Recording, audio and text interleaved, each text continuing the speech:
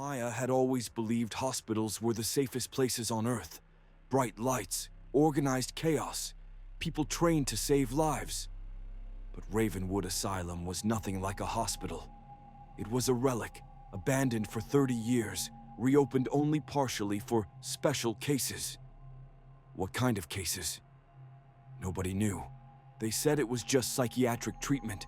But why were there barbed wire fences, cameras on every corner, and guards stationed at all entrances? Maya didn't ask questions. She needed the money. Night shifts paid double. The first thing she noticed when she joined was the silence. Long, empty corridors. Rooms untouched since the 90s. Old equipment covered with sheets. Every step echoed unnaturally, as if the building swallowed sound and spat it back with delay. And the smell, not rot, not mold, something else, something old. Like the air itself had died here. Tonight was her 5th shift, and tonight she was alone. The other nurse had called in sick. The 2 guards on duty had disappeared somewhere downstairs. Only the dim, flickering lights kept her company, buzzing intermittently as if the building itself breathed with them.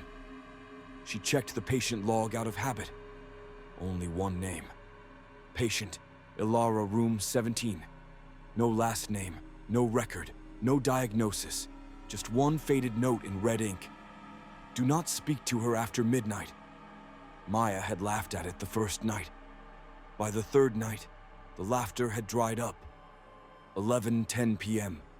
Maya sat at the front desk with a cup of lukewarm coffee. The CCTV monitor flickered in front of her, showing a black and white view of the hallway in front of room 17. Ilara was sitting on the bed, straight-backed, hands folded in her lap, staring at the far wall. She hadn't moved in hours, not even to blink. Creepy, Maya muttered. She zoomed in. Ilara's eyes were glossy, empty, like she was looking through the wall. Maya checked her file again. It was thin, too thin. No birth date, no medical history, no emergency contact, just that one warning. Do not speak to her after midnight. Maya shrugged, as if I'll even talk to her.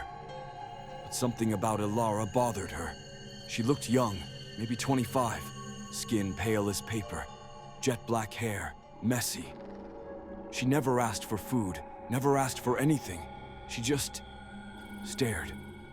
Sometimes at the wall, sometimes at the camera, like she knew exactly where it was.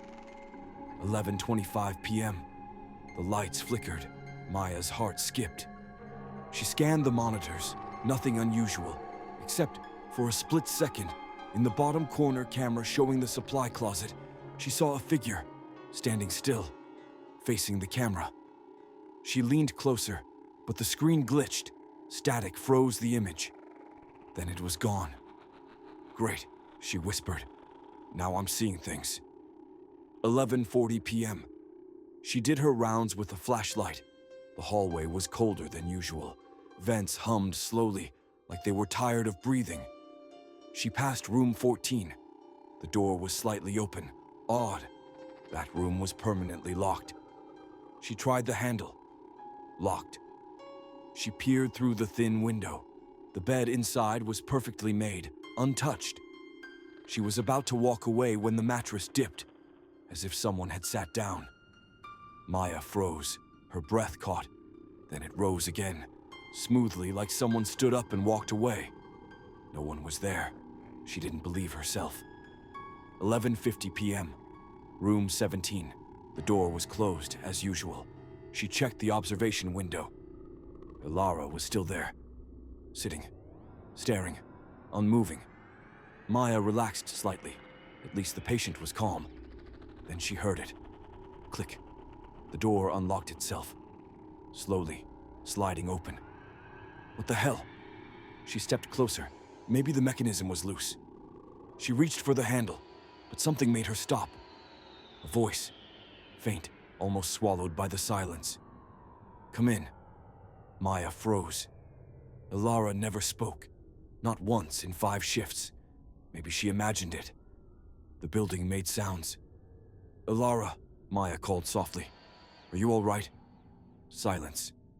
She let go of the handle. Then she heard it again. A whisper, right behind her ear. "Stay!" She jumped back and spun around. Nobody. But the door to room 17 was slightly open, just an inch, enough for darkness to seep through. Something was wrong. Everything in her body screamed to leave. But logic fought back.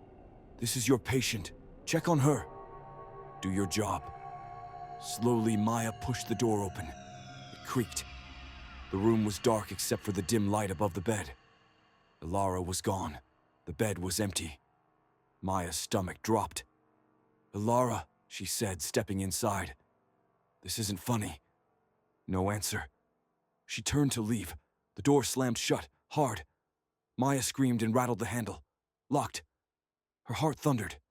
Suddenly the light flickered. On, off, on, off, off. Complete darkness. Maya's breathing was loud. Too loud. Then she heard it. Breathing. Not hers. Slow, wet. Right in front of her. Her hands fumbled for her flashlight. Beam cut through the darkness and landed on nothing. The room was empty. She exhaled shakily.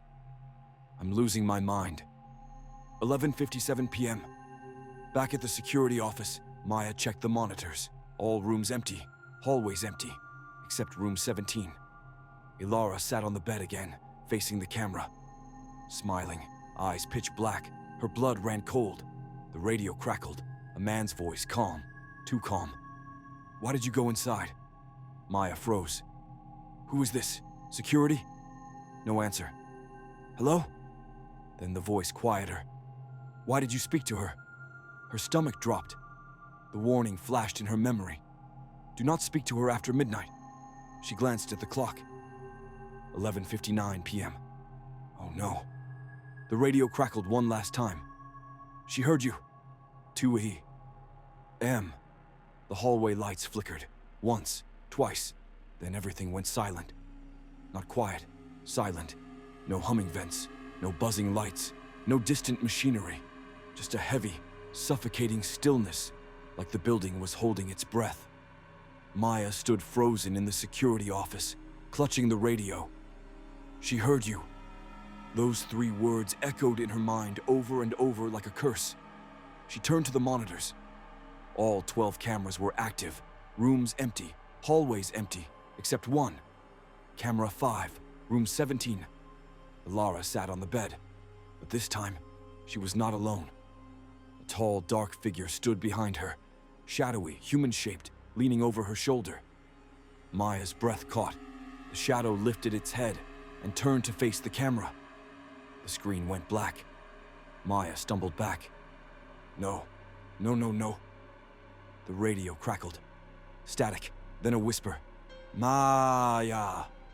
Her name, whispered, wet, broken, like someone trying to speak without lungs. "Who is this?" she cried. Voice cracking. The voice giggled, low, childlike, echoing. "Come see." Every light in the building went out. Absolute darkness swallowed everything. Maya's heart slammed. She fumbled for her flashlight. Click. Weak light. She pointed it forward and screamed. A woman stood right outside the office window, face pressed against it, eyes black, mouth unnaturally wide, skin pale as paper. Ilara. But Ilara was still in room 17, wasn't she? Ilara tilted her head, neck cracking unnaturally far. Lifted a bloodied hand slowly and pressed it against the glass. Maya stumbled back in horror. Ilara smiled. Not human, not sane. "Let me in," she mouthed. Maya ran to the back door. Knob wouldn't turn. Locked. She turned. The front door was wide open. The hallway was empty. But the air felt wrong, thick, watching. Her flashlight flickered. Each flicker made shadows seem to move closer. The corridor stretched endlessly, longer than before. Her footsteps pounded. Behind her, the figures moved faster, not walking, gliding. The walls bent inward, trying to trap her. "Help! Anyone!" she screamed, her voice swallowed by darkness. Soft footsteps above, not running, descending. Steady. Maya's flashlight shook. She pointed it upward. Someone at the top of the stairs. She expected Alara. It wasn't. Dr. Harland, head psychiatrist, died 30 years ago, the year Ravenwood shut down. We tried to help her, he said calmly. Maya's voice trembled. Who? Alara. She wasn't sick. She was a doorway. Maya froze. Doorway. Dr. Harlan stepped down one stair. To everything on the other side. She hears us. She sees us. She lets us through. And you spoke to her. His voice became layered. Many voices now. Pain, rage, hunger. Every light exploded. Pop, pop, pop. Darkness. Maya ran blindly down the stairs, reached the bottom, found herself back on the 3rd floor. Same hallway, same doors, same flickering lights. No, she gasped. No, no, no. She ran. Every turn led back to the same place. Left, right, straight. Always room 17. She stopped, started crying. This isn't real. This isn't real. A soft voice behind her. It's real. Alara stood there, but different. No longer pale, hollow. She looked human, calm, serene, almost beautiful. Why are you doing this? Maya sobbed. Alara tilted her head. I was locked here, alone, for so long. No one talked to me. No one looked at me. They thought I was the danger, but I wasn't. I was the invitation. Maya's voice trembled. Invitation to what? Alara whispered. To let them in. The temperature dropped instantly. Frost crept along the floor.